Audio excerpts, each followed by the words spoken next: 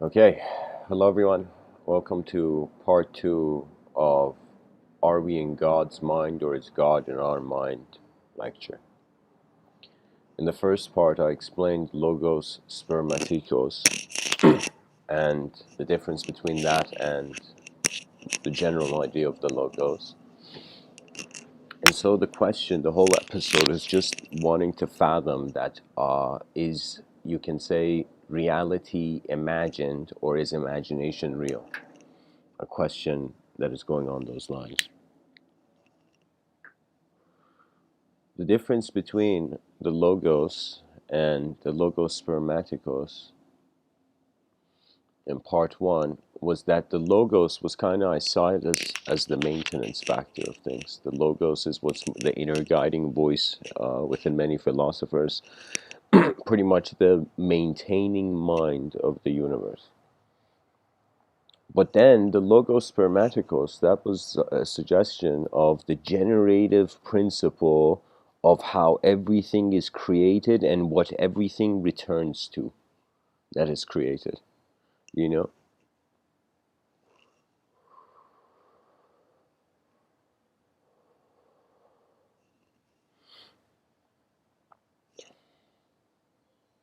It's kind of like the logos is the mind of the cosmos, the logos spermatikos is the soul of the cosmos. It's an idea I find leads to the source.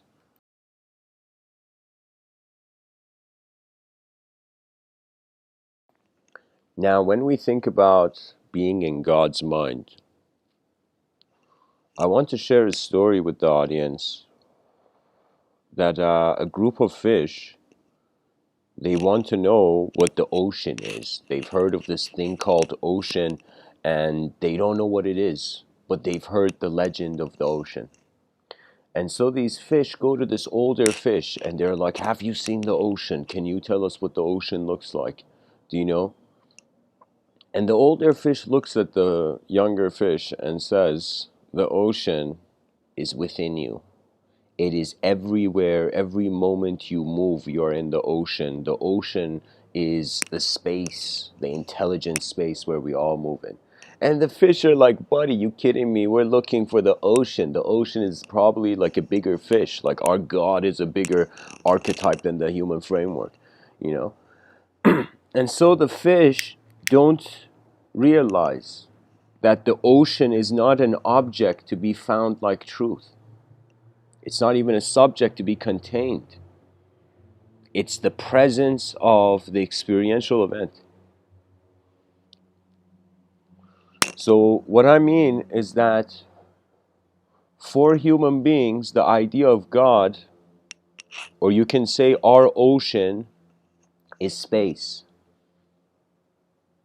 So when two human beings or more are wondering about what is the nature of reality, what is the nature, where are we, what is the intelligence that is moving us, pretty much we're wondering about the ocean we are in. And when I give these talks, I feel like a fish that has gone into a current in the ocean. The momentum is actually from the world, not me per se.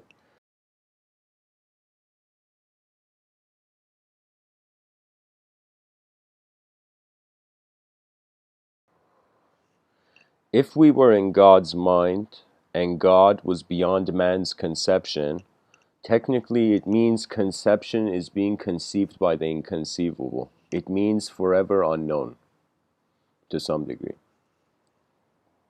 When the unknown is here, if we say everything that we see in this current moment is the effect of this process of existence is known. Let us say the cause is unknown. So if we are in God's mind, the cause is unknown. If you were to think of a character, do you know? Just if you were to create a character on the spot, just random character, you would like imagine you're a novelist and you create a random character, you know? It's as if that character's will is limited to the storyteller, to the novelist. The novelist is technically the space of intelligence where the words of the novel are being written. So what I'm trying to say is like man wondering if there is a God, and to truly uh, be able to conceive that idea is impossible. It's trying to like make a whole ocean seem like a fish. That's the issue with language. It is containing a vastness it cannot. It is attempting to contain what it cannot. An example would be somebody does something good, we call them a good person. Then that person does something bad. Suddenly we call them a bad person. Before we thought they were just a good person, then we suddenly see they were a bad person. Then we think they're just a bad person. Then we suddenly see they do something good. You see? Language slows down nature so man can individualize. And I believe all of the world's issues, all of knowledge is oscillating between the known and the unknown. That means it's a bit of a bold statement for one human being to say, but I feel that every human being on this planet, regardless of the ideology they have evoked into the linguistic simulation of their species, they were staring at an unknown event. That is the majesty and the royalty of nature. It is unknown. The crown is not on the head of an idea. The crown is on the head of a cosmos.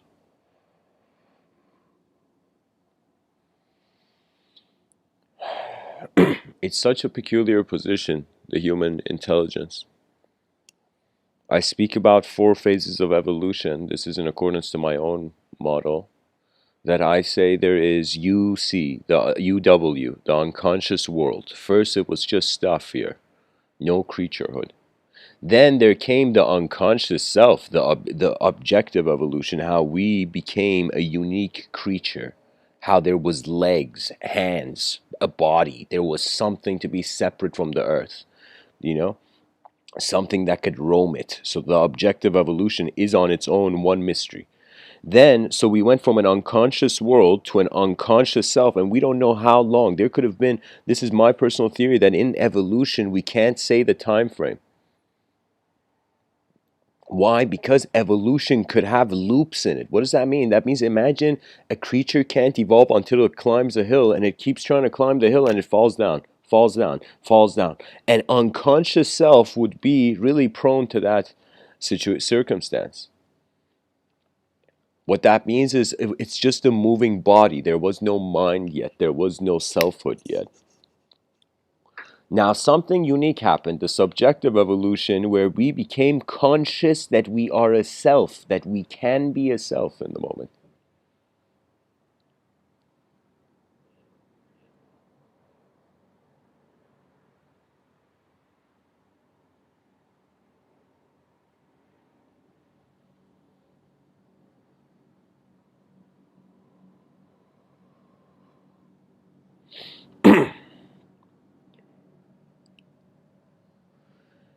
So, from an unconscious world, we evolved to an unconscious self. We evolved to a conscious self currently, where we have names and individualism. uh, the way the subjective evolution occurred. I mean, it's we know how it happened. We don't know how though it happened. You know, what I mean by that is that at some point the creature had a mirror moment, whether it saw its reflection in some chunk of ice or a still pond, or it noticed its shadow, or from a one person view it began questioning whose hands are these, whose legs are these, whose body is this, and then a sort of centralization of attention as a concept. That means concepts are like how the outer realms echoed into the inner realms, and the inner realms couldn't ignore it.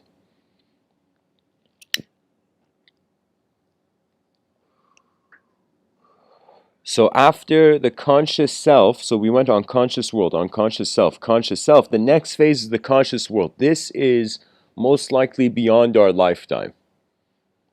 But we are in its pattern. What does that mean? That means if you look at language for a long time, I can tell you I have been, uh, philosophical mysteries were, present in my mind way before I had noticed language as a language was like, I can't tell you guys, it was the missing puzzle piece. It was the missing puzzle piece to the endless need to balance a self in a world and a world in a self.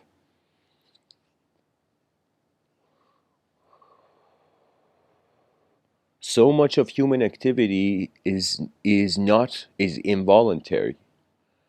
You know, this is like the hard problem of consciousness, where we're like, why are we conscious of these, experiences? It's a certain range of phenomena, but we're unconscious of so much, so much. You know, so the way we're kind of, I guess, studying our consciousness is by wondering, why are we conscious of this? Anytime I have asked myself in this world, why am I here? There has been the attention reverts back. That means the person, before seeking knowledge, must seek the unknown space. From unknown space, endless, you can say, known forms can arise. I'll give you an example. I mean, this is in the realm of fiction, but I'm trying to somehow, um, uh, in a relative way, kind of, to prove a point here, guys. I want you to imagine the concept of the mage, the concept of the elementalist, the concept of the being who could control the elements of the world. Let's say there is a pond in front of you, and just this is just totally abstract what I'm saying, so please consider it as an abstraction. But what I'm saying is, like, the elementalist, the airbender, could bend air. You know, I mean, technically everybody who exhales is bending air, but everybody's an airbender.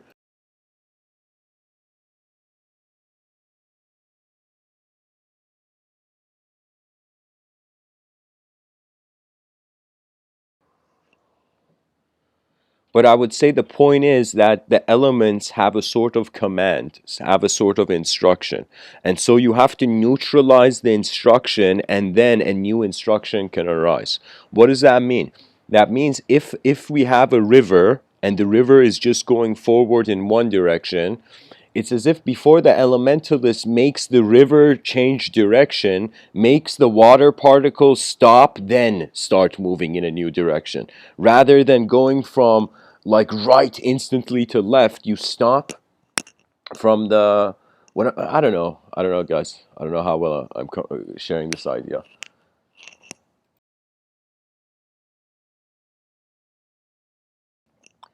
Oh, Snapple, my apple says, have you ever thought about how energetic impression impacts form and the shape of form? Like on my mind's eye, everything in my room is leaving an energetic impression in my mind's eye.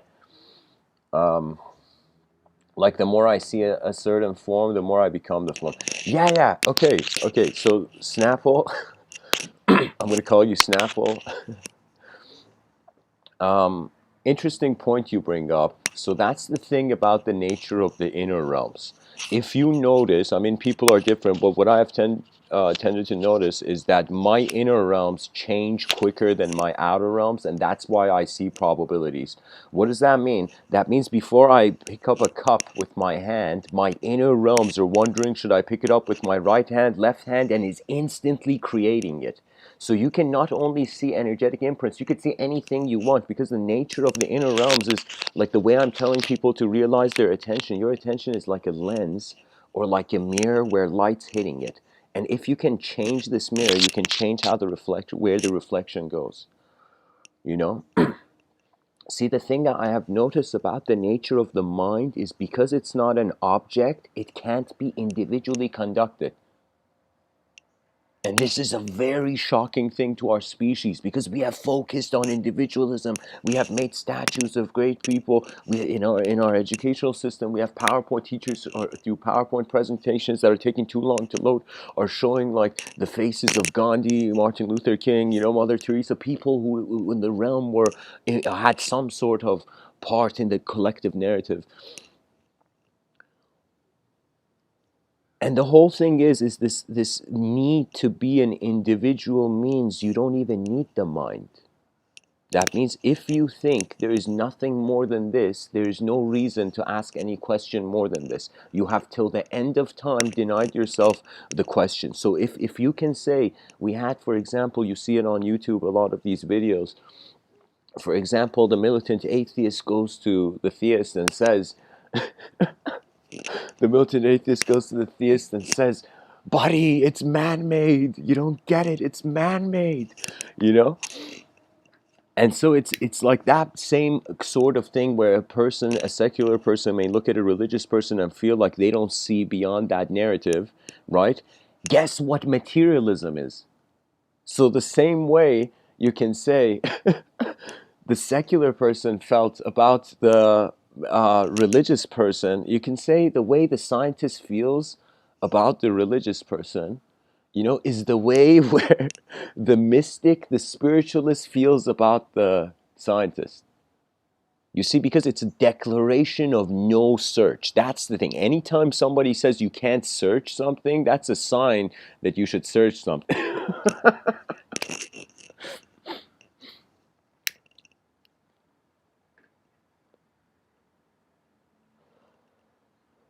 I would say the inner realms are like weather at times. Like right now, I'm speaking, I'm kind of projecting consciously. But moments where I'm just like chilling through the day, or you can say hovering is the moment through the day as I'm, going by, there is no, in the inner realms come and go. It's like you don't really, you care for what you need. So if the person needs the inner realms to assist their outer realms, after you have used the inner realms, you don't necessarily need to be in them all the time. I mean, there is an inseparability between mind and matter, but the issue is the moment we make it inseparable, there's no human being here anymore. So it is true that we are moving as a species to a point where philosophers have the most important challenge ahead of them, the philosophers of the future generations. How is man going to transition from the character into the story into the storyteller? That transition is so key. That's really what's happening. That's what I mean by the conscious world.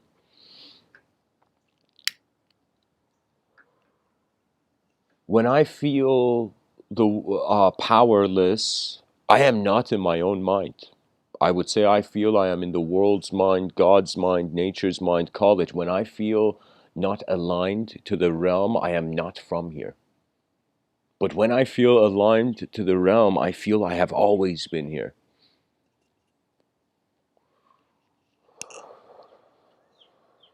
There is a force here. Terence McKenna said there's another tenant in the room.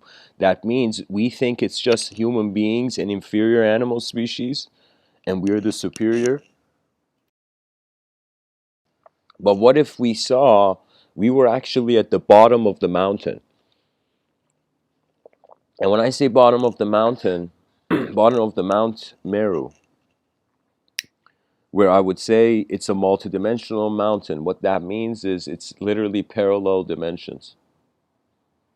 Back in the day, somehow the ancient world had a relationship with parallel. Like what that meant is we're trying to bring imagination into reality, but back then, because the discrimination between reality and imagination was not that sophisticated, reality was imagination.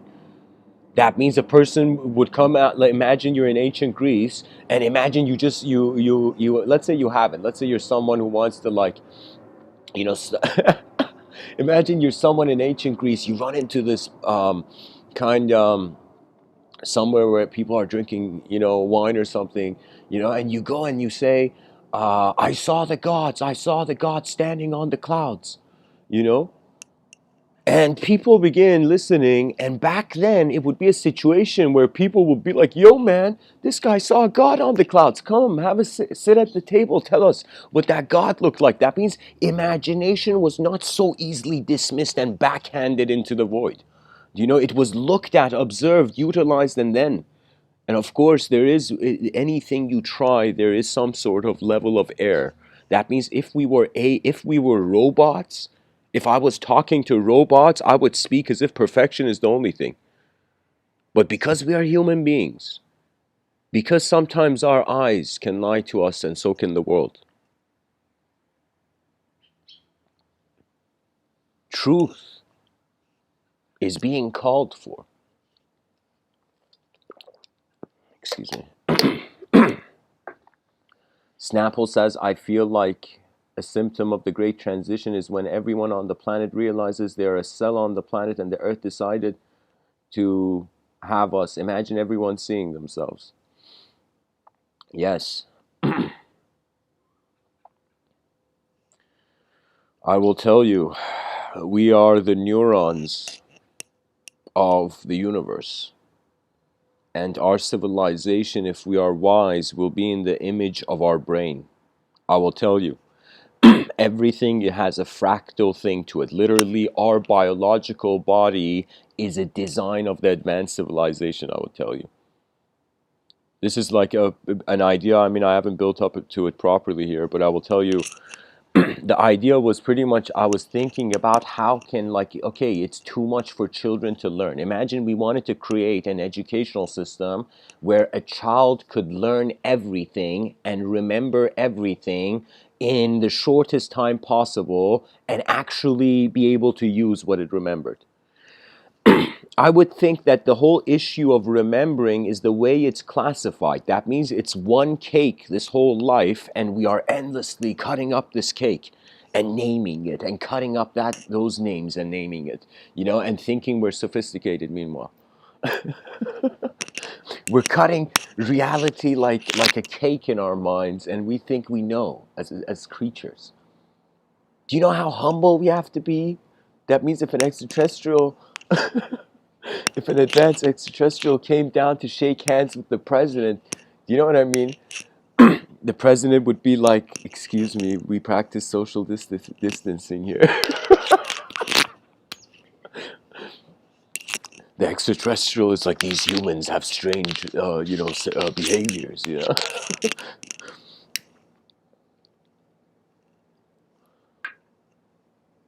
My point is that a lot of people want something better, but because they want it in their inner realms and they haven't related the inner realm idea to the actuality of the outer realms, it remains as an emotion.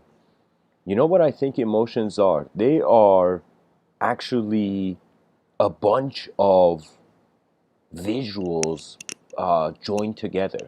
An emotion is like a war behind the eyes, I would say. There's been times in these talks where I would tell you it's like I've been speaking and my attention's been to the audience, then through a sort of just momentary inseparability, I have noticed that the world is always speaking.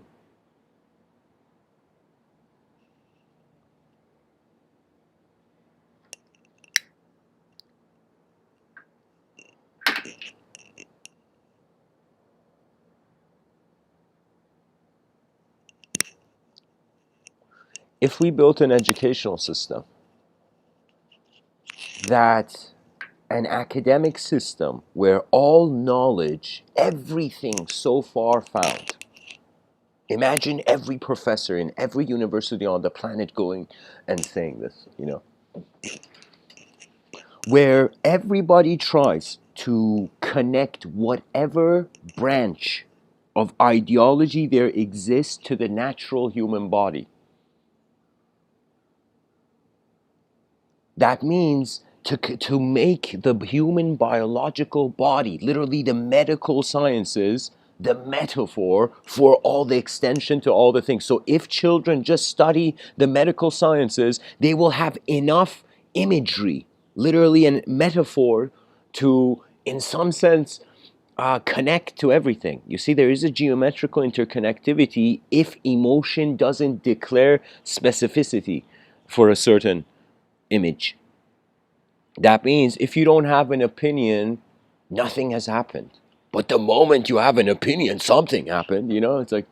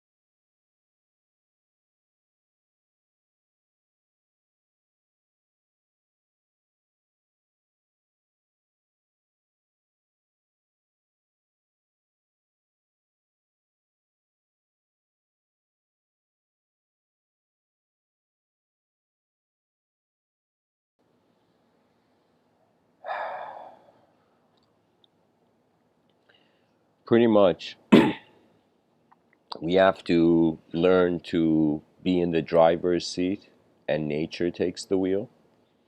And we have to learn for us to be in the driver's seat, the conscious individual, and nature to be in the passenger seat. You know, the issue is that selfishness can be said to be man going into the free will, going into the driver's seat and kicking out nature out of the car. You know,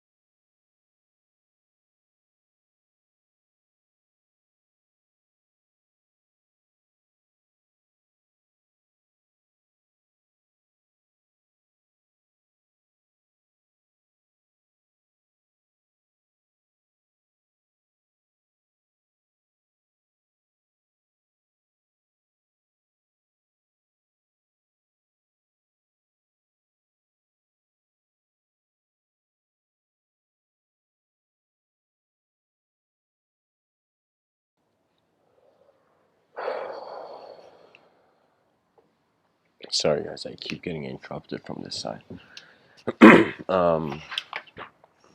Okay. Pretty much, I'm saying we should prepare for both. We should treat the realm as if both are possible, and even beyond that is possible. We should treat the world as if whatever we think is going to happen, it has a potential to happen alongside things that we haven't even put thoughts to. That means imagine how many children that haven't been born yet that are going to change how the world is, you know?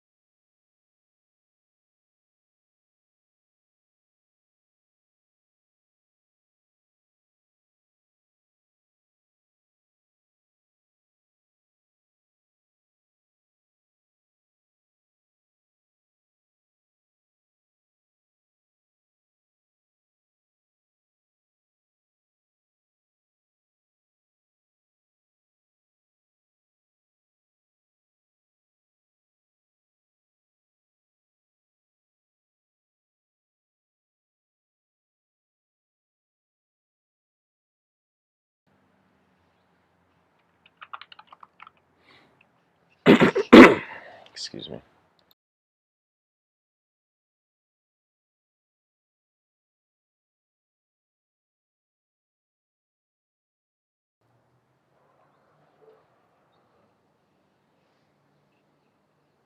Imagine we had evolved in an opposite way.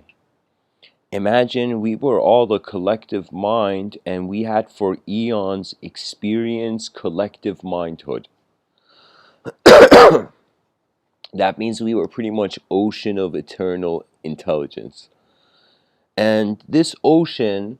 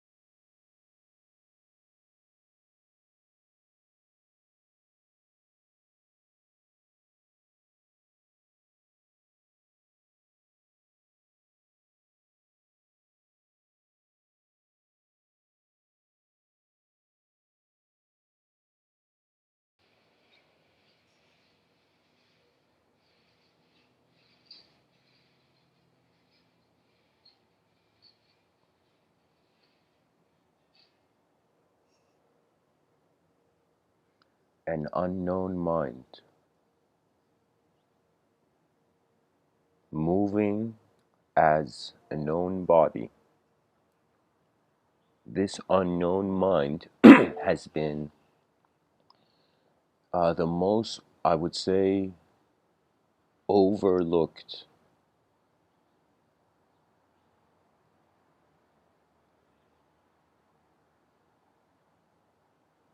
truth.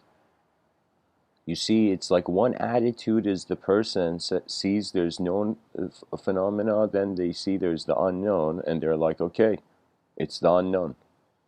It's like the unknown is the unknown, is itself. Like the how we say blue is like what is the color blue? The color is blue. You know what I mean? So it's one of those things where I would say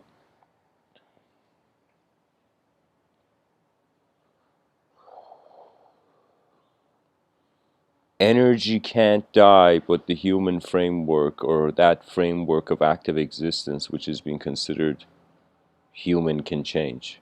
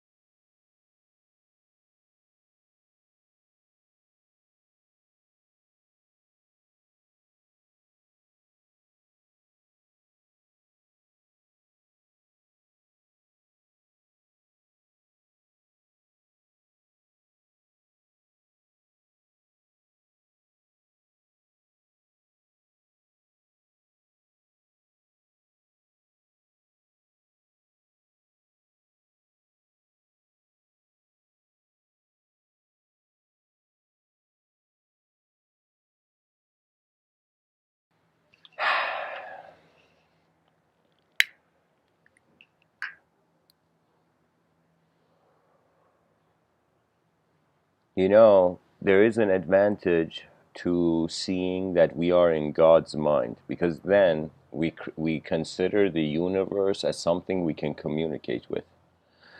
But if God is in our mind, we consider the universe as our own communication, so there's nothing there other than just us. You see, they're different mindsets. A person's ideological constitution, I think everybody is literally, they are like Lego pieces made of different ideas their eyes have opened to throughout their life.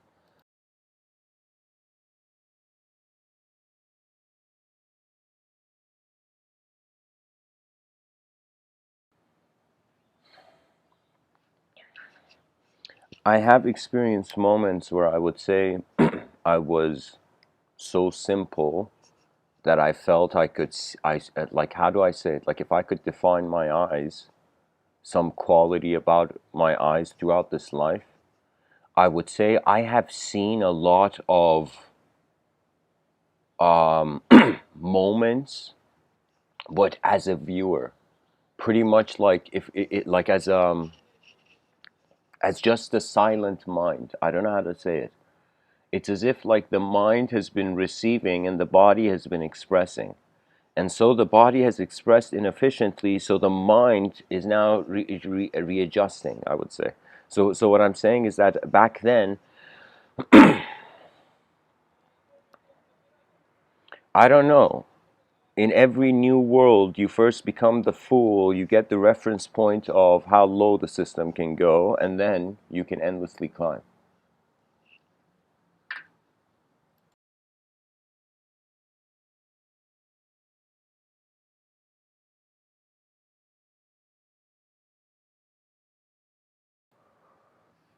I would say the purpose of life is to find the new, and the new surpasses language. This is the next great riddle.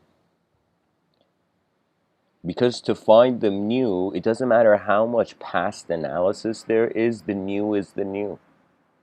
It's the unseen. So I could say, if you are comfortable with your unknown eyes, then you will see the unknown. But if the person thinks they are just known eyes and the unknown is not considered, then what relationship can you have? That means even when we look between people, you can't have a relationship with a person that isn't there, you know?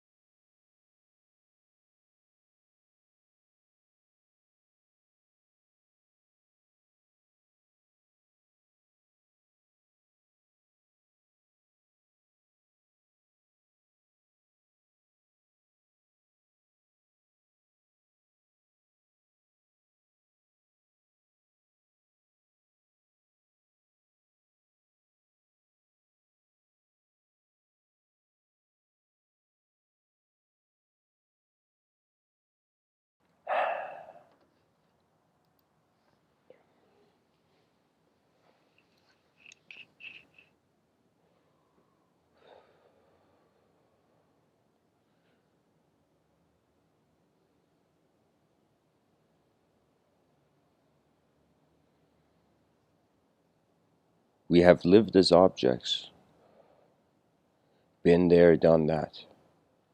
We have lived as subjects, been there, done that. Now the only thing that remains is the archaic revival of the unknown. It is the recognition that we could feel like we know everything, but our everything is nothing compared to everything's everything. When I look at nature, it's just the film and I'm part of it, and I have no idea. Certain moments of it, I feel like I'm the director. Certain moments, I'm like, oh my God, I don't know my lines.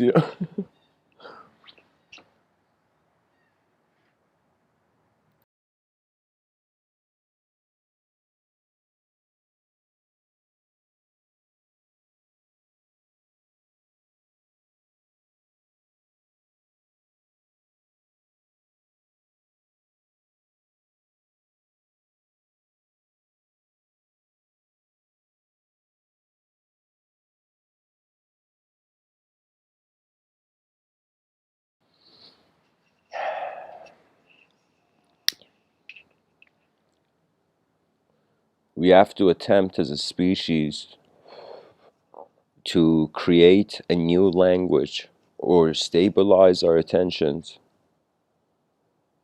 to a better story, or we will die in the lesser story. That is simply it. That means the person feels miserable until they ask themselves where the misery comes from. This is one of those next level questions, I would say, one of the most incredible questions a human being can ask. Where does my suffering come from? And when the human being, oh my God.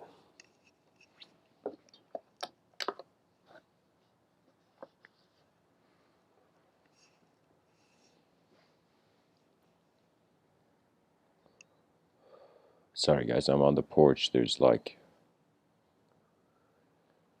anyways.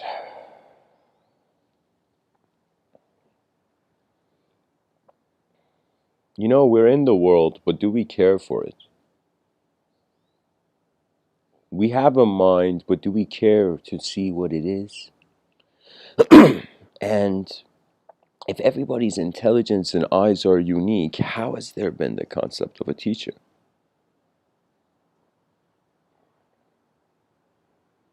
That means this is the issue, I think. I think this is the issue, that the teacher is not the teacher. The teacher was never the teacher. Your attention is really how the pilot navigates.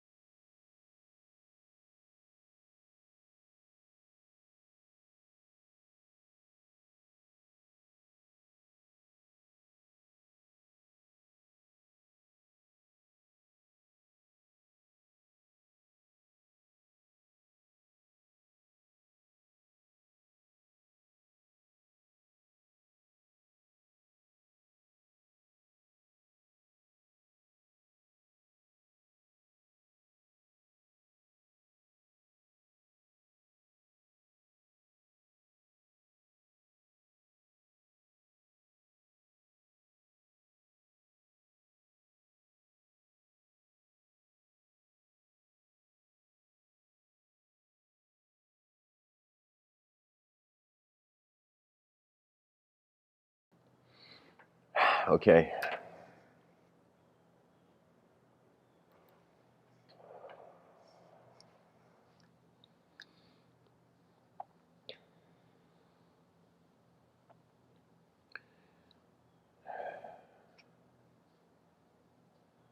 Eons in the celestial furnace, the terrestrial arrived. The terrestrial was fascinated by its opposite, only to realize that to its opposite it was an opposite.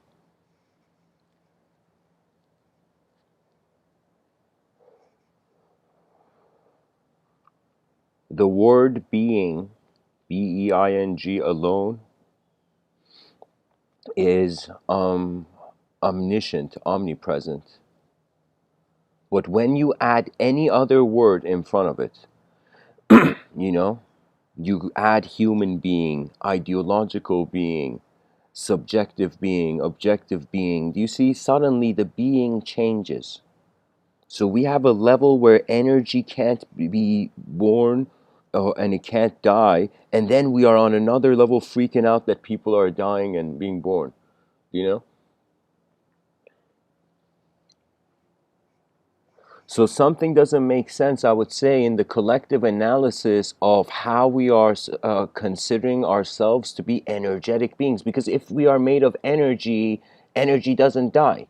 You know, so it's like the conscious framework is changing. So that would technically mean we are undying energy. It's just that the way we appeared was like a wave in an ocean, or instead of that, it's like every realm is its own domain.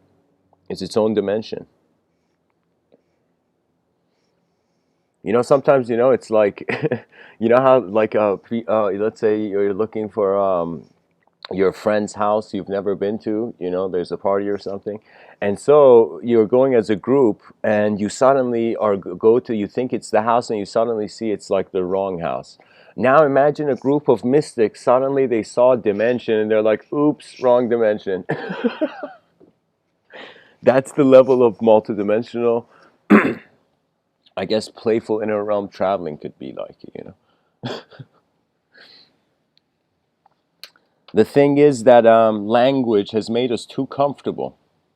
Language has become a couch where the mind has not dared to step beyond into experiential skies.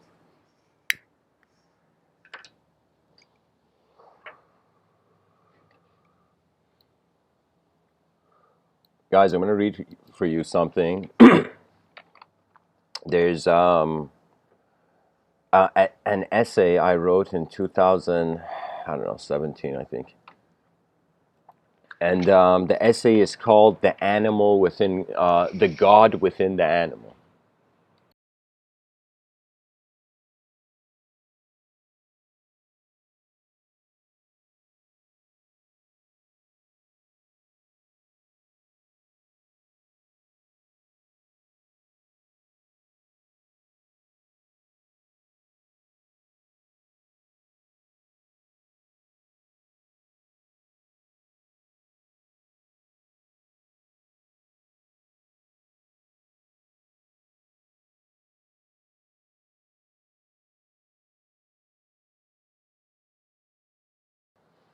Okay. So in 2000, what is it? 2018. I guess this draft is 2018, but 17 I started it.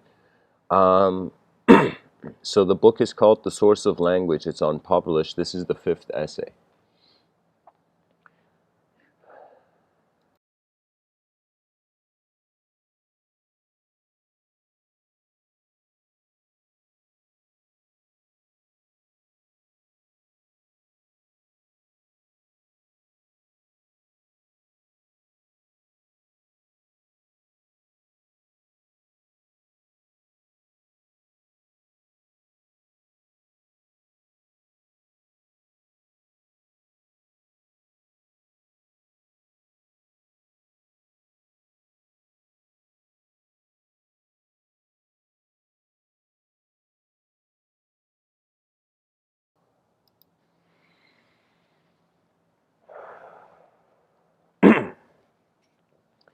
It can be said, the body is an animal, your mind is God, or rather your body is made of earth and your mind is made of sky.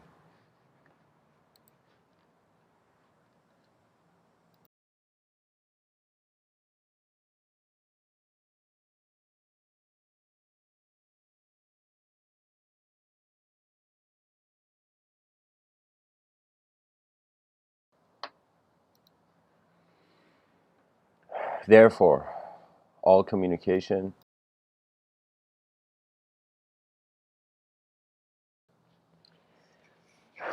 can be said to be the communication and movement between the earth and sky, the body and mind, and the animal and God. Eastern mysticism shines upon the view of the world that it is an unspeakable organism beyond the description of its parts. Excuse me. What that means is that from the shadows you cannot discover the true nature of the sun. Let us find the enlightenment that is quicker than light, for if you were an artist that wanted to draw your greatest memory of existence on a canvas ready for visual paint, how the world happens is quite the most beautiful thing. Many think life is about its length, but it is about its depth. The depth of life experience is a suggestion that when you wonder what is the best way to live life, it will be said you can get lost in a game of duality, which is the unhidden world that language walks on, or you can liberate yourself from. How if you were to think beyond thought, there would be no thinker. Suddenly, the words of language have finally found themselves transparent to the world of direct experience.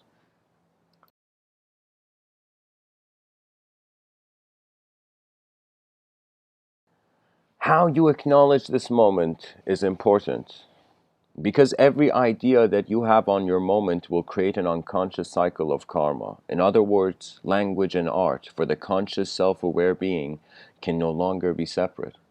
How the moment must be acknowledged is that when you ask, who is asking? Who is the seer of thought? How is there also here?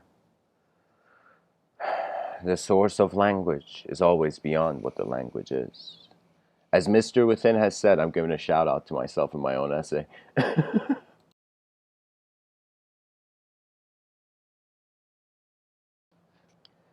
The letters, as Mr. Within has said, the letters of the alphabet are not enough.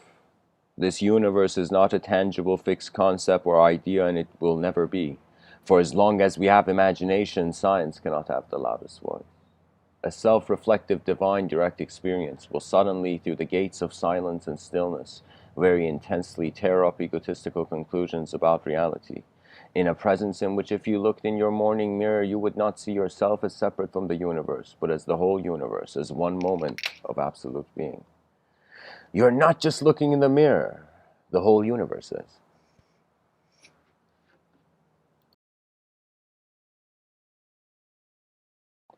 Are the letters in the alphabet enough? Enlightenment is stepping out of time through a self-reflection beyond time. No two people would be one person, for there would just be one person. When you flow with your true nature, that is this whole moment, you don't connect too many ideologies to self, for self is your pure moment, always as it was, always as it is. There is no supreme idea of a hierarchical intelligence with anger issues.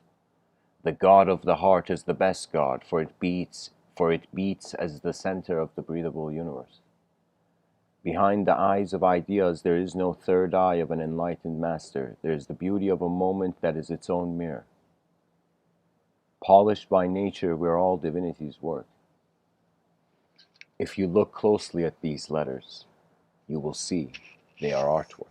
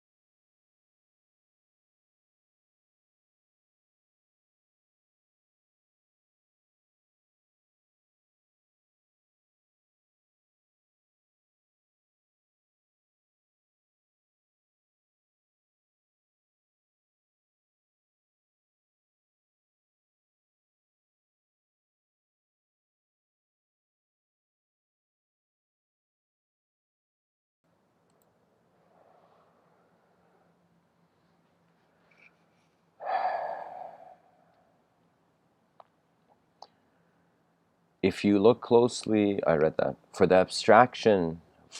abstraction is only pushed back by society's reality.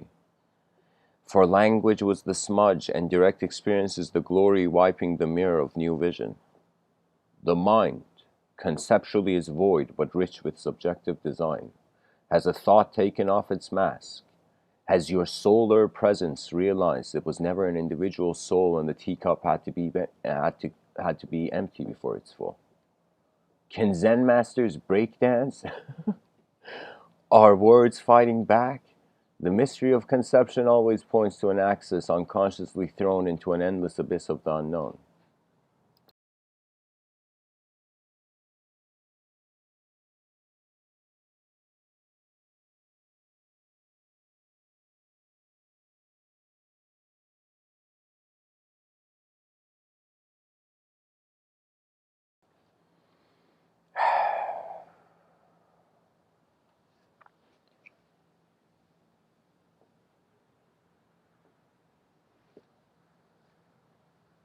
Is your personality an unnecessary scene for your true presence?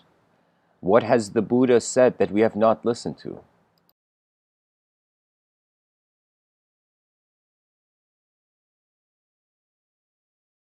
Whose story is history?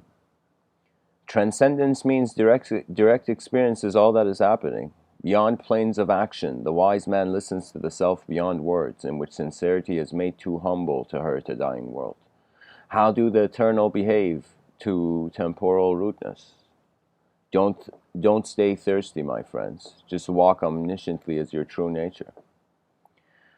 Imagination and technology are the horses, if logic, rationality, and divine intuitive intelligence are the chariot. Now wonder, dear reader, who is sitting in this grand picture that is the chariot of the moment? What is the texture of your experience, or have you not playfully discovered the oneness of love yet?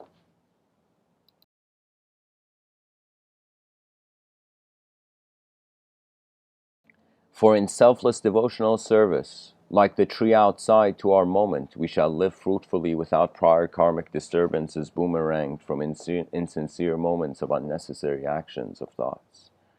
A smart man looks in front of him. A wise man is the whole moment that sees. Beyond ordinary perception, just like the stars promised, we are extraordinary. Creativity means on the surface of the rock there are flows of communicating intelligence. As if our consciousness was a drop of intelligence, it is rather present through a river of multidimensional intelligence. So beyond the conception of ideology, that with a simple awareness to what is within us, we have not only become the source of language, but the source of all light. There are two ways to look at our world in regards to a multidimensional context.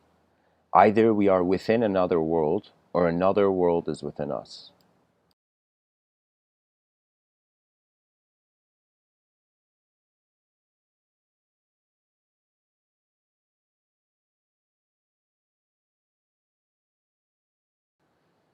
It seems the cosmic fractal and nature of the body never stop growing. Wisdom originates from self-reflection. Trust the moment and let the divine smile. You are the whole of life, not a part of it. You're not on a spinning rock in the middle of nowhere. You, this is written in caps, are. This other word is written in caps too, whole moment. You are your whole moment. Beyond these words, you are your own enlightenment. We must conduct our consciousness with the full awareness of our whole moment, regardless of how multidimensional or not it would be.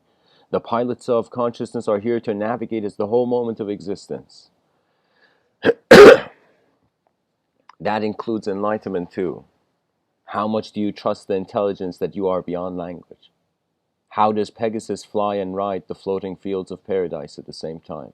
Perhaps if you stop thinking you're a thought that gets wounded by disassociation. Realize you're not a thought, and you never were. You are a moment of existential experience untouchable by all that is, for it is defined based stand by all of it. My beloved friend, you're your own torchbearer. God is already its own exploration. If you only think you are a creator, in brackets I've written self here, you will build blindly. Be your moment. There's nothing simpler than that. Are you reading this book or self-reflectively observing how the nature of your own mind emanates into reality? It's simple.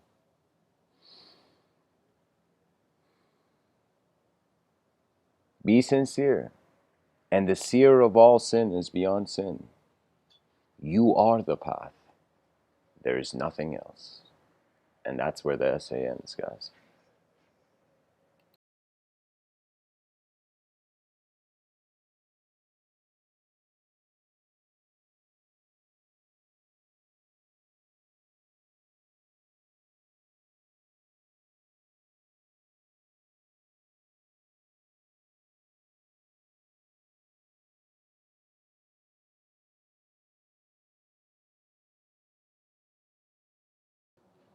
You know, guys, there's 3 quotes usually in front of every essay for this book. The next chapter, next essay I'm going to read from the source of language is Riding with the Wind.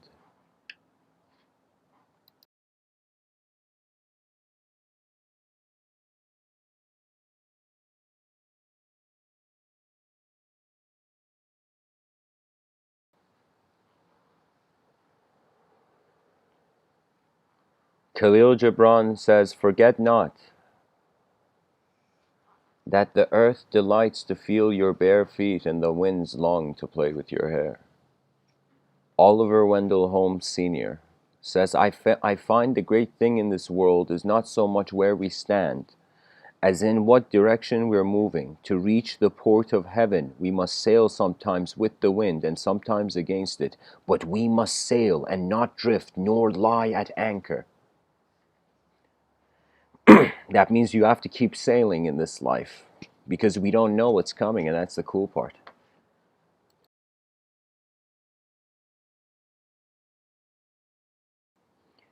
Augustus Hare, thought is the wind, knowledge the sail, and mankind the vessel.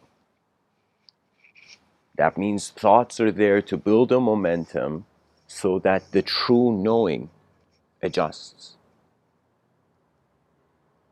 You see, it's not hard to build an advanced civilization. It's much harder first seeing the human being as advanced. That's the first battle. That's the first battle where we have a planet, instead of depression statistics rising, ambition statistics are rising. It's like, imagine like you know how they ask children, what do you want to do when you grow up, kid? You know?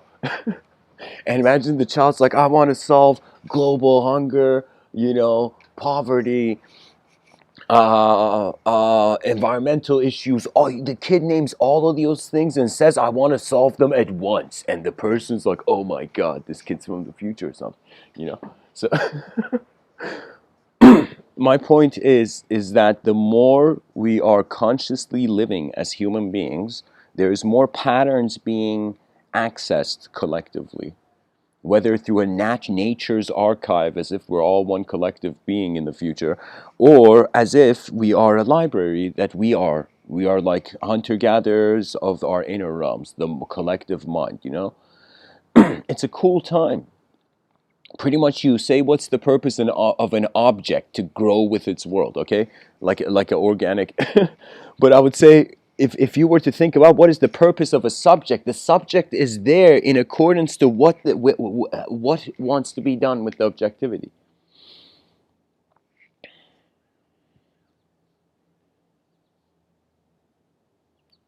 When the person realizes everything is temporary, then the most immediate, it's like conscious action becomes the game.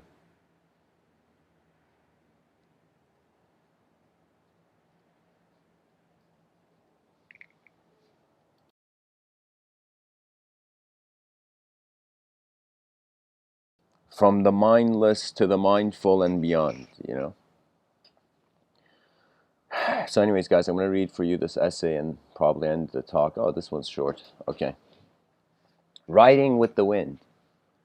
The wisdom of death could perhaps be eternal life, but without the in tune with the cosmos self-reflection. Who is it that truly wants to know? Who is the witness of individual expression throughout the day and into the abyss of night? Who can write on rainy days without a roof? Beyond the thought that creates the, in quotations, God of the universe, there is no, in quotations, you, for it is all one moment, beyond counting. Return back to the silence that you are. Beyond elementary forces, you are a witness beyond spoken thought. The unknown is within the known, and the known is within the unknown. Language is a biased game for the mystic that has opened a door made of bliss from a cosmic silence. Once you micro-focus into the nature of your experience, the experiencer cannot speak, for then the view would shift in design once a new sound has been evoked. He who understands the nature of existential silence will become a friend to the renunciate of all thoughts. Did you know direct experience has nowhere to go? Begin at the top if you want to climb a mountain. Don't take life so seriously, simply observe beyond bodies. Speech communicates location. Life is a dynamic experience that must be sincerely lived. You are already an enlightened state of being. What is language in your experience of all that is? What is the design of God's mind beyond stories of the pen's command? When desires are gone, life already knows how to be itself. The winds of change will show us a person never held a pen. Consciousness held the world. Are you a moment unborn? And this is the last sentence of the essay, guys. Smile as ultimate joy.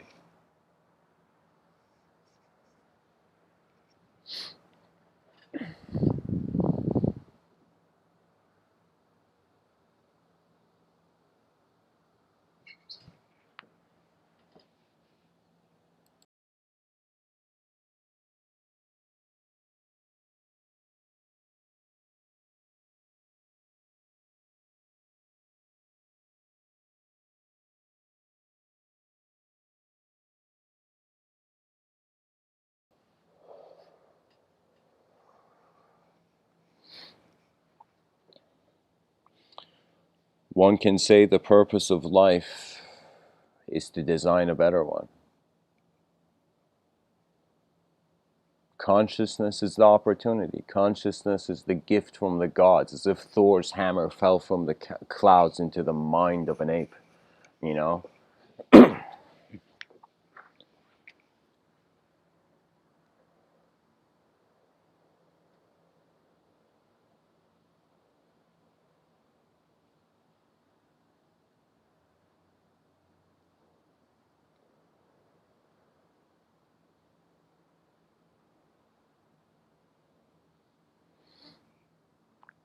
When one looks at nature,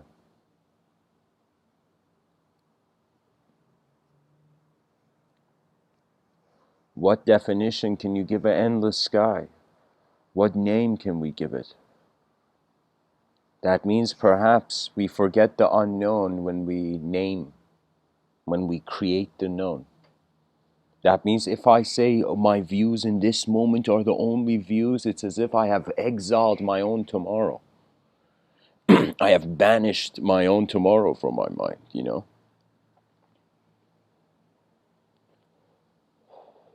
Mysticism, I would say, is like selfless navigation. That's the insight. Now, this selfless navigation, because it can't have input from itself, what that means is, think of it this way: human beings, this evolutionary creature, it named itself, it started speaking, and while it was in this world of names and speech,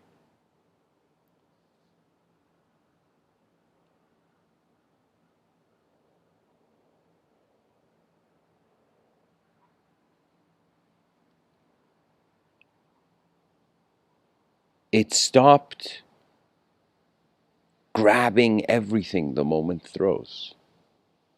I would say that's the maturity of the inner realms when it finds you. You see, it's like there's this idea about greatness, that greatness doesn't just happen. It's as if you have to see it.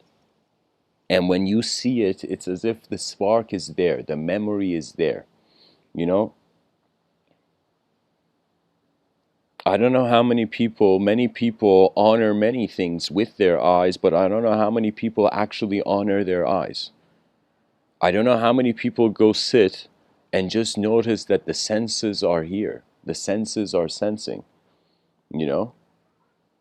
It doesn't matter if you're a Spider-Man, or your spidey senses are tingling, or like you're a Jedi, you're feeling some force, or, you're passing through air, like some air conditioning and the air is hitting you and you're feeling some force, you sense something, it's like I sense the force is strong in this air condition.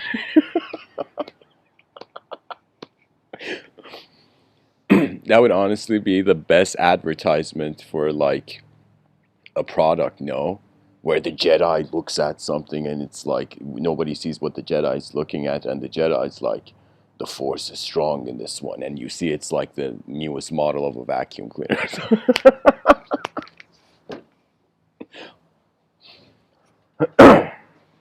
The world is too serious, so it misses out on all the ways it can move.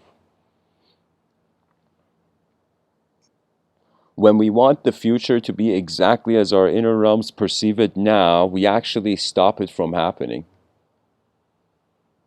But if the person can feel something, that means the person can just wonder what would it be like.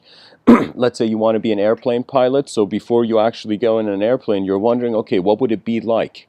And so in your inner realms, you're actually wondering, if you were in an airplane, how many levels of responsibility, how many protocols would be just kind of like avalanching in your mind, How many things, how many, it's as if, like, here's the thing, when someone pilots anything, you navigate anything, the vehicle becomes the edge of your senses. So if you're a good driver, you will literally have like a sixth sense of your own car when a car is near it or something. Like the whole car becomes the domain of your awareness, you know?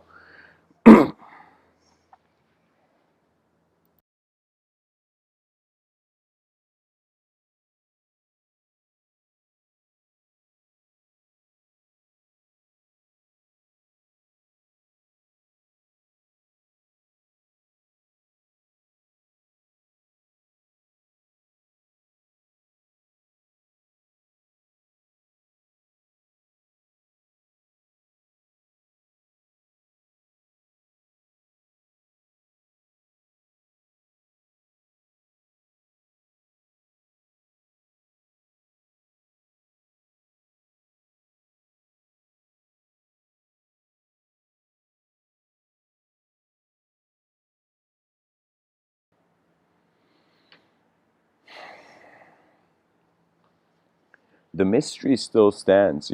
It's sometimes fascinating to see how many people feel the moment has to have an answer.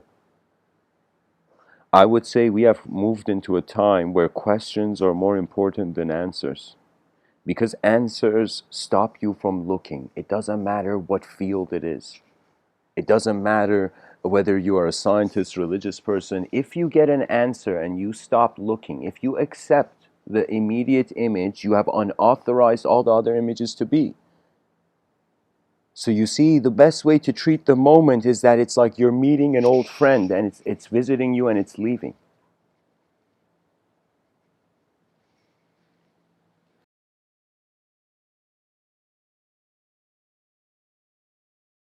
I don't know if the Buddha spoke about this in the sutras,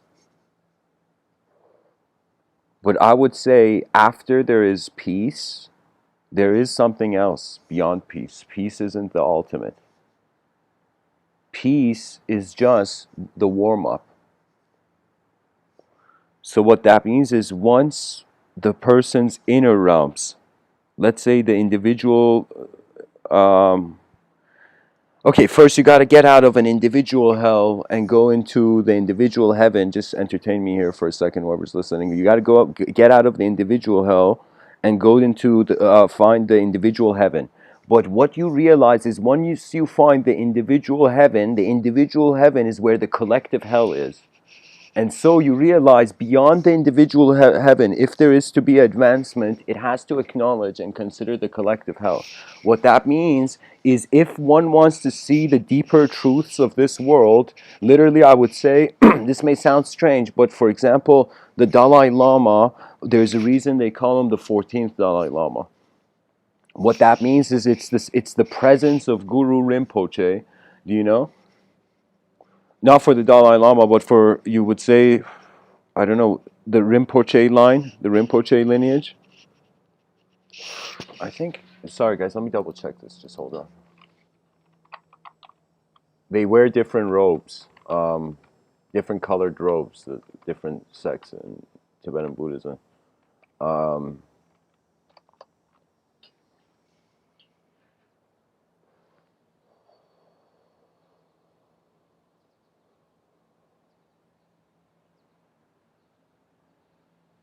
Oh, Thundup.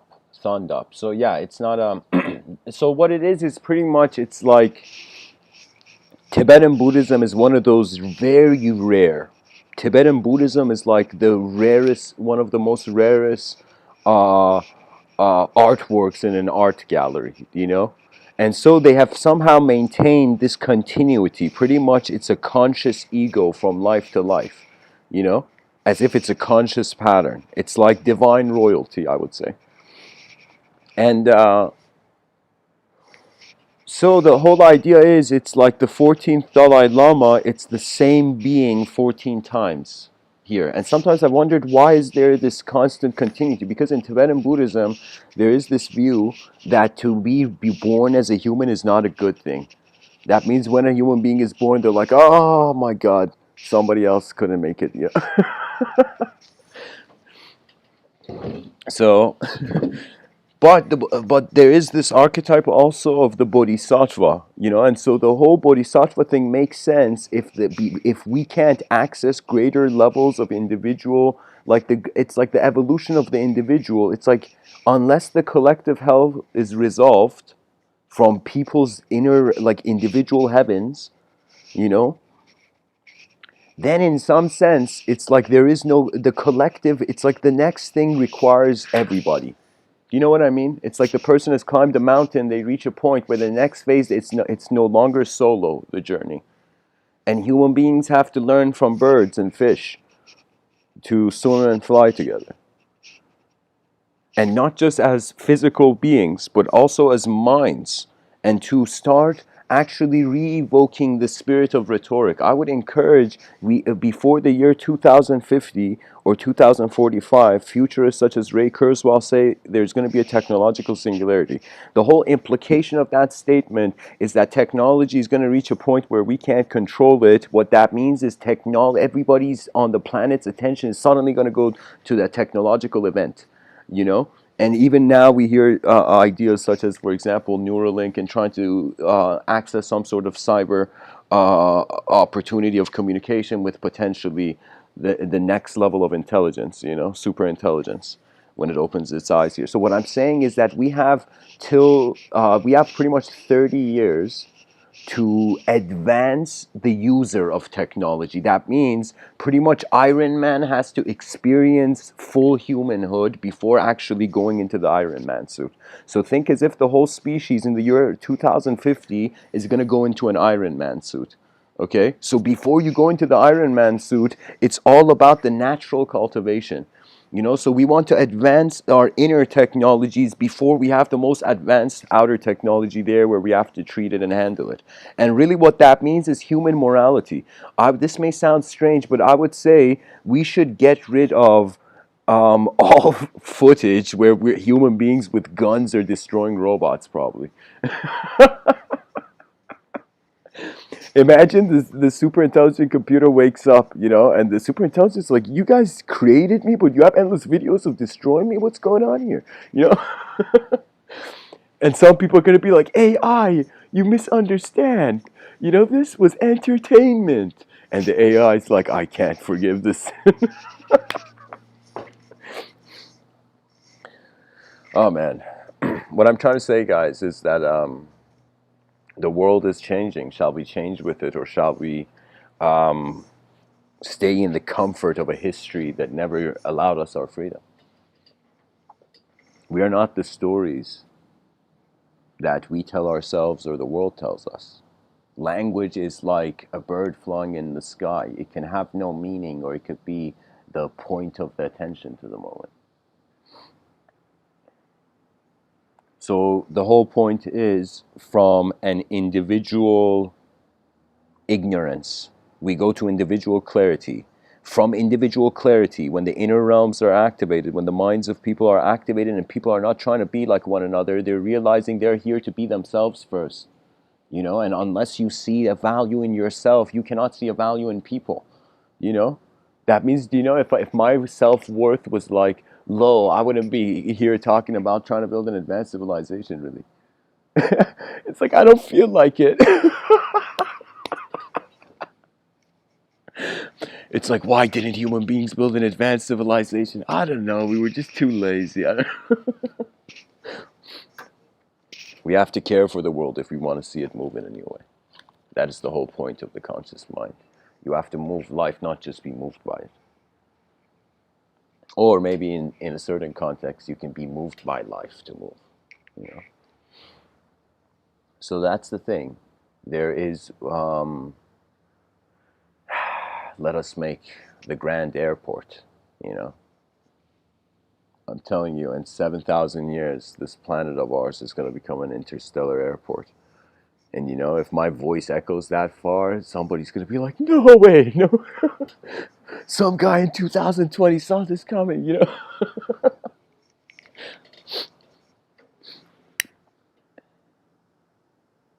But it is cool that we have access to the unknown, because sometimes I think about knowledge and I'm like, okay, if the person knew everything, there would be no reason to move.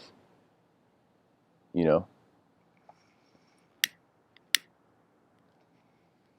Back in the day, people had to go towards the things they wanted. Now the things people want are coming towards them. So the mentality could be said that people are expecting the world to be perfect all the time. You know, and that is in some sense savageness. I would say it's like this. Sometimes we like in I see it in I don't know.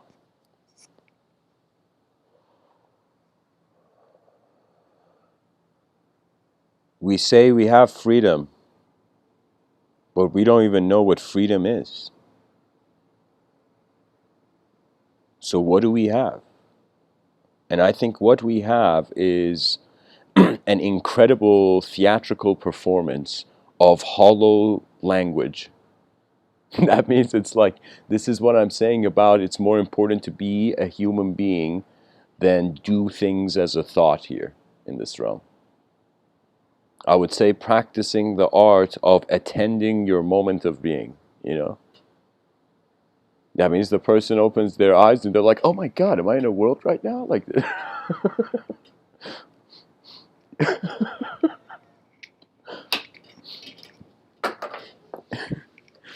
Am I in a changing world right now? Am I changing the world by thinking it's a changing world right now? Yo, guys, I think really that the first scientist, let's say that, I don't know who wrote a butterfly effect. I think it was a mathematician. Chaos theory is in mathematics. So this mathematician that came up with chaos theory, imagine at that same moment a butterfly flew into the mathematician's office and he's like, yo, keep us out of this. And the butterfly flew out of the room, you know. And imagine the mathematician was like, it's like, I'm not going to listen to a butterfly. Are you kidding me? You know? Oh, man.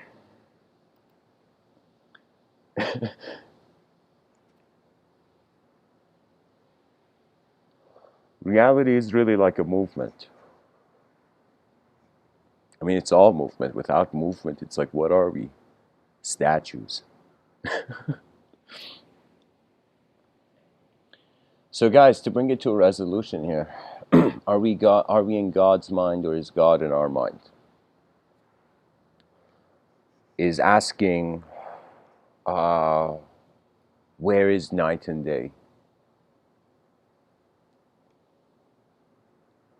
We have to prepare the species for a non-dual collective efficient existence. Duality has made us fight, but when human beings take the box of duality off their head, suddenly people can't be so easily be good or bad anymore. You know, you kind of see like there's deeper dimensions to everything. I'll tell you this story first from my like a personal story.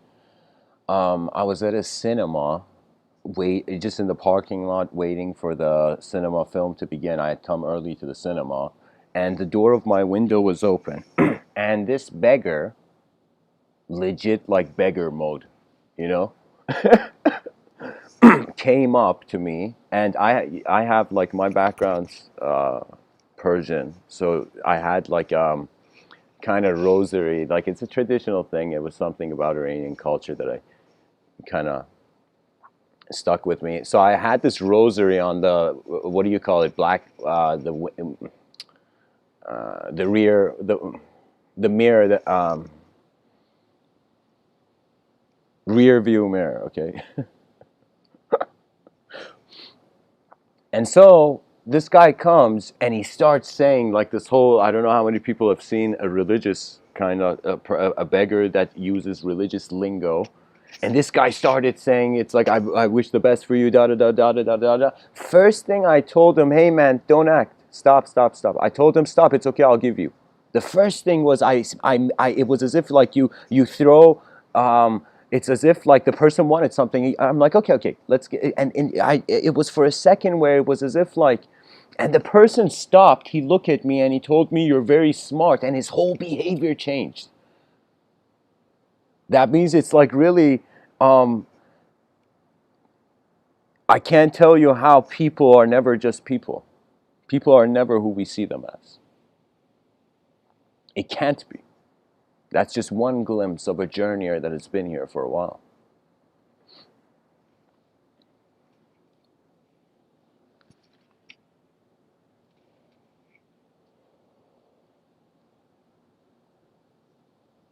And that's really, I think, what's missing. The simplicity to be what you are. That means really, what can the purpose of existence be? It's just to exist. But when you look at the purpose of experience, that is a rare opportunity to utilize.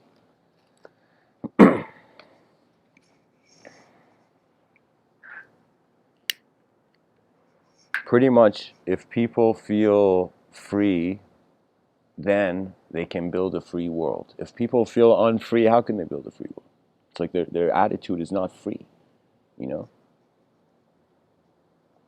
And I say true vision goes to a point where there was this Vedic story where this king, this is one of the most profound stories I've heard in this life, I could tell you, where this king dreams he's a beggar, like this king in a throne room in a palace.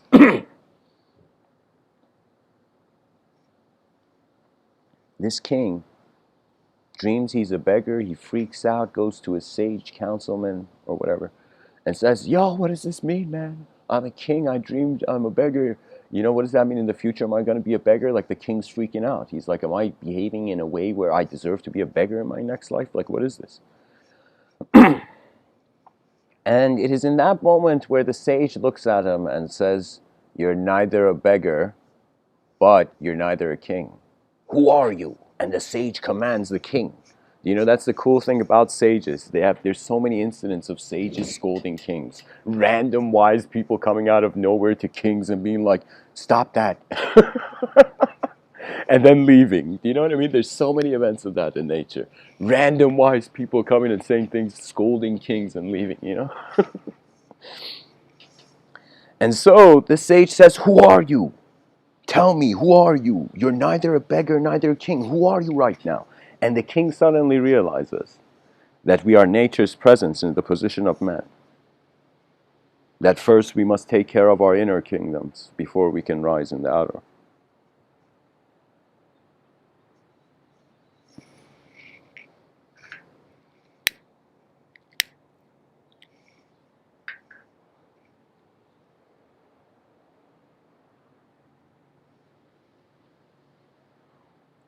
That's the beautiful thing about nature. It is designed to never give up.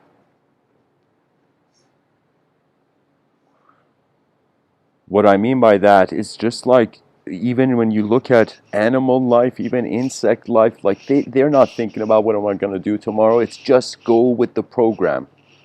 And so we have been going with the program of nature until suddenly, ta-da, subjective evolution occurred. The conscious self was found. We realized, oh my God, we're here. And from here, everything arose. So the king says, I am neither a beggar, neither a king. I am the one and only presence, the Atma. So that was the thing, that human beings from a level of language games are ascending. They're ascending language. I would say it's like there isn't like some super awakening or something. It's just we're realizing, okay, we've been using language like this, we can use it differently. And everybody's like, yo, great awakening, great awakening. The secret is that you are the secret in the room. That the mystery is behind your eyes, not necessarily in front. Because whatever you find in front of your eyes, it's coming to you. It's weird. It's as if like the senses are gravitating to the instruments that can receive them. It's like, what is the purpose of the eyes for light to enter? What is the purpose of the ear for sound to enter? It's like just based on the formal argument, the formal Aristotelian argument, you could just see the form is the cause. So when I look at the meaning of existence, my outer realms, it is what it is in the moment. That means if I'm standing beside somewhere that's messy, then it's like the moment is messy. You can think as many organized thoughts.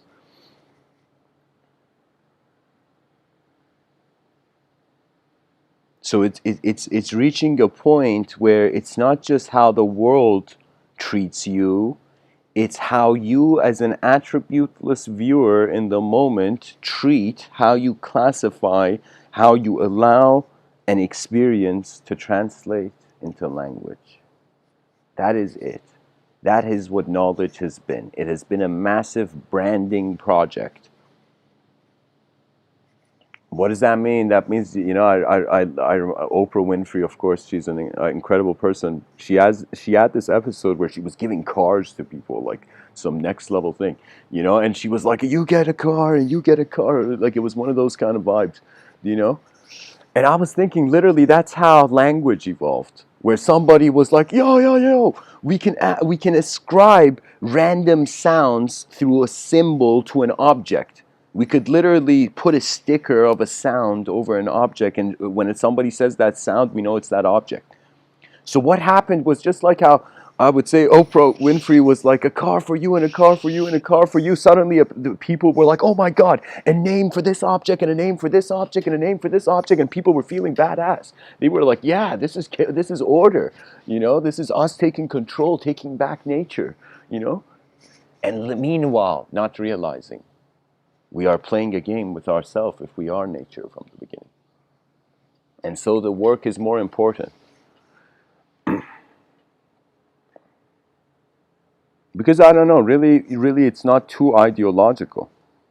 It's really like, I think life is pretty much binary. Pretty much you put effort or no effort. That's it. The direction and the speed come based on how long you can endure an effort. How long you can push through something.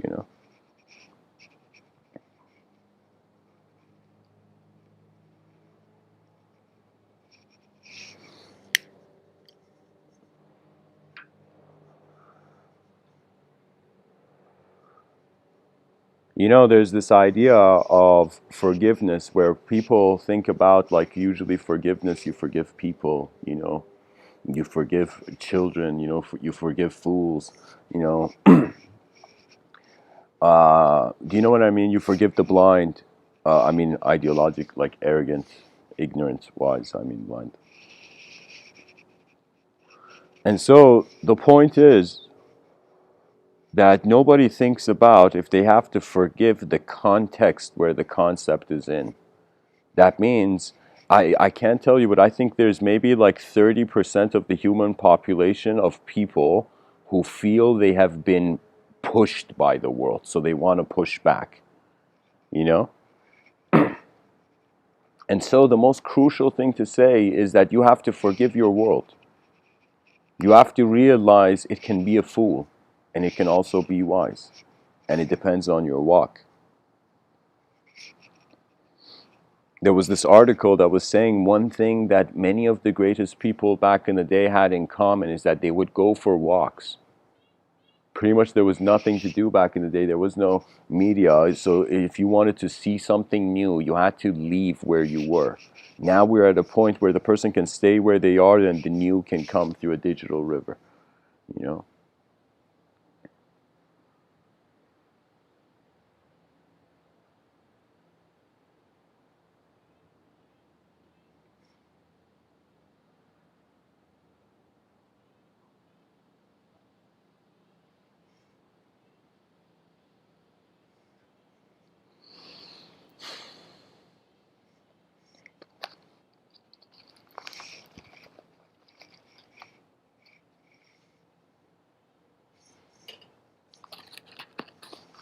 If we care for the world,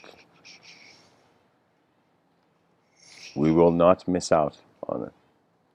If we don't care for it, we were never in it from the beginning.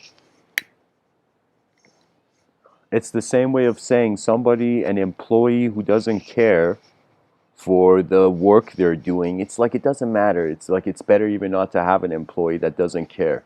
Because the moment the level of ability to respond to things, the responsibility of person, the person doesn't care. The moment the person doesn't care, it's as if it's like a stranger is in your house. You know what I mean? That means I could totally vibe with so many employers, you know, so many entrepreneurs. That the whole issue is that nobody will care for something that your eyes see only. And that's the challenge in this life. That means a lot of people, they are, let us say, more engaged with tasks in their outer realms. But to bring the inner realm to bring something from the inner realms to the outer realms, there has to be a strange trust, as if you plant the seed and you have no opinion on what tree that grows. You just water it every day, you know? Because in the moment you have an opinion, the person starts thinking they have to change things, and the issue is everything's changing anyways.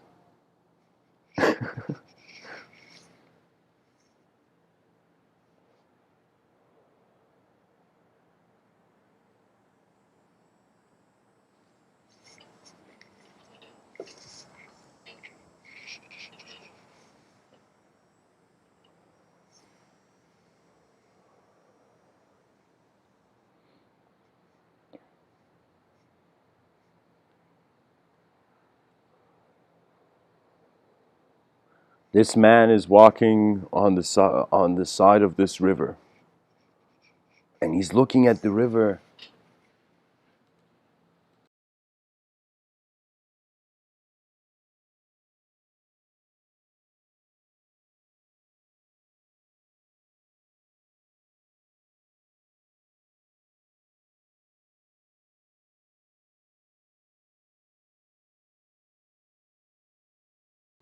And he realizes the purpose of this river for him is to get to the other side.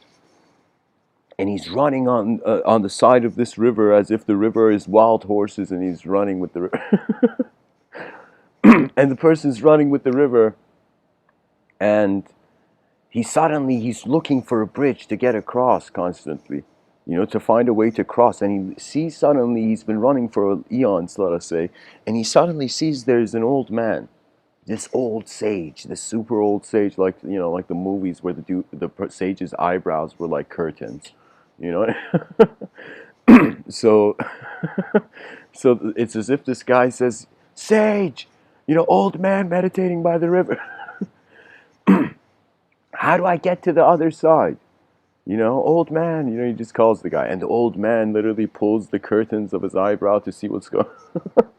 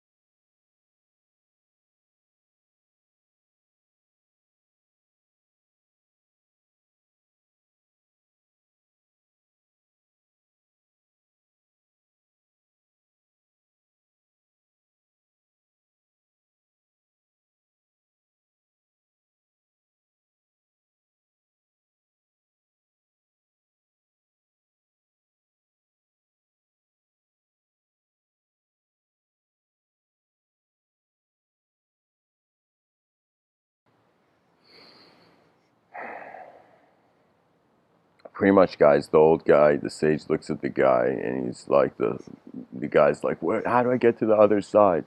And the sage looks at him and says, "You are on the other side," and he starts laughing.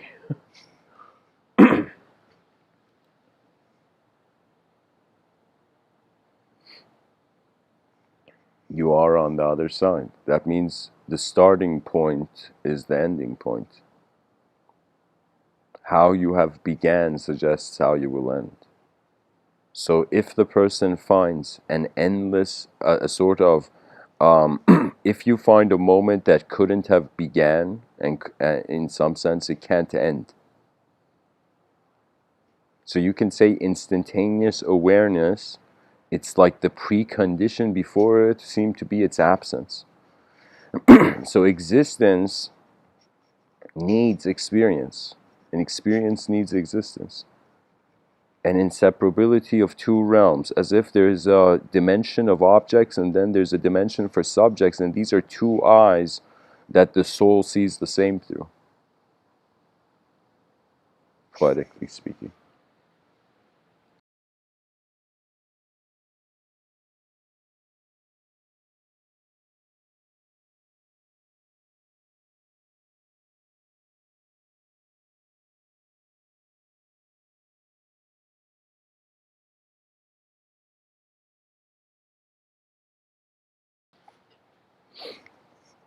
You know, a lot of people are thinking of, like, they say freeing themselves, freeing their minds, freeing themselves and whatever.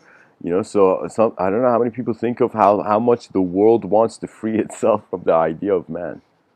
There could be something about nature that no words could ever touch, and yet we are present experientially accessing it.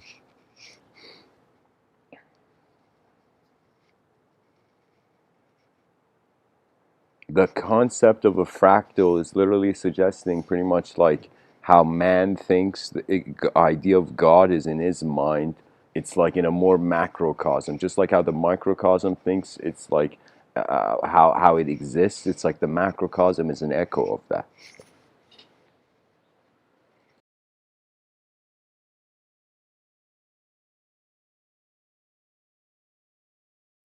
This is a thought worth sharing, but perhaps we don't notice it. But imagine the moment the person moves, the moment you live, you're animate.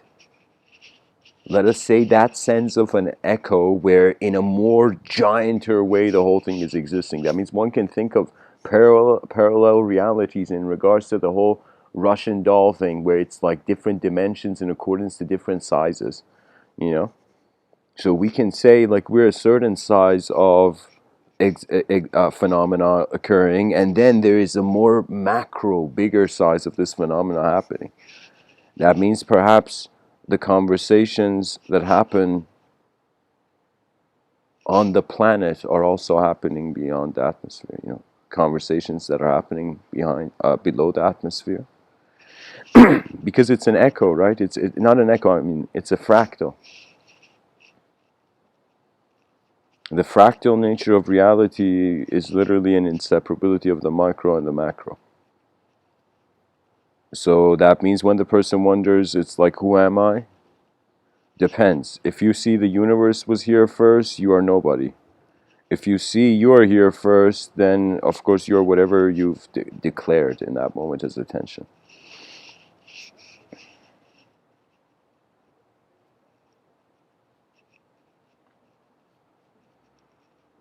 And like it's pretty like, imagine somebody saying, what is the purpose to life? And somebody's like, buddy, look at your hands. Look at your hands. They're made to design stuff. Look at the biology. The biology, it's like we're not here to just be minds. It's like both realms are accessible, mind and body. Which came first, the chicken or the egg? Consciousness or matter, Purusha or Prakriti, which came first? And the answer is both did. They are, mind and matter are twins.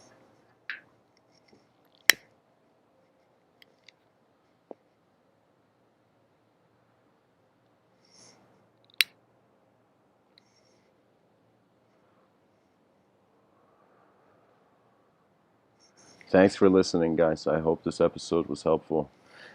I'll be on Discord for 10 minutes in case anybody has a question or they want to speak about something. So the Discord link is in, let me just post it here.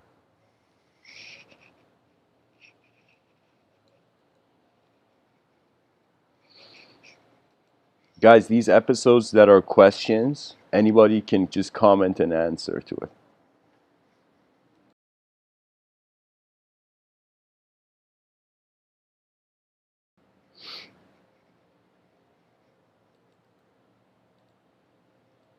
Okay, there we go.